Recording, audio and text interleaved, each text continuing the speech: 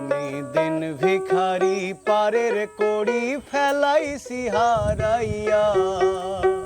দিন বন্ধুরে আমার দিন কি এমনি যাবে বইয়া। পুকুরের মাছের দেখেন কত বড় সাহস, খাবার নেটের উপরে উঠে গেছে তারপরে খাইতেছে। দেখেন আমার দিন কি এমনি যাবে, জানের কোনো বই নাই তাদের, নেটের উপরে উঠে খাইতেছে। ভিখারি পারের কড়ি ফেলাইছি হারাইয়া।